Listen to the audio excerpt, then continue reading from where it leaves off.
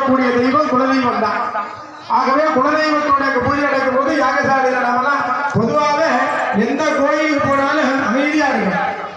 கோயில்ல போய் பேசக்கூடாது. எல்லா மதத்தினுடைய விட சிறந்த மதம் எதுன்னு கேட்டா இந்து மதம் தான். இந்து மதம் மாதிரி ஒரு சிறந்த மதம், சுதந்திரமான மதம் வேற எதுவும் கிடையாது. ஏன்னா முஸ்லீம் மதத்துல போனா அல்லாஹ் மட்டும்தான் சொல்ல முடியும், கிறிஸ்துவ மதத்துல இயேசு கிறிஸ்து மட்டும்தான் சொல்ல முடியும். ஆனா நம்ம இந்து மதத்துல தான் விநாயகர், முருகன், காளியம்மன், பகவதியம்மன், முத்தாளம்மன், சவுடம்மன், அங்காள ஈஸ்வரி, மகாவிஷ்ணு, பெருமாள், வெங்கடாஜலபதி, அறுபடை வீர முருகங்கள், எத்தனையோ தெய்வங்கள்லாம் நம்ம இந்து மதத்தில் மட்டும்தான் இருக்கு.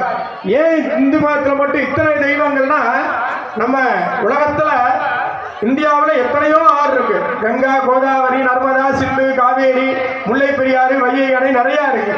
ஆனால் எல்லா நதியும் கடைசியில் போய் சேர்ற இடம்னா கடல்ல தான் போய் சேரும். அது மாதிரி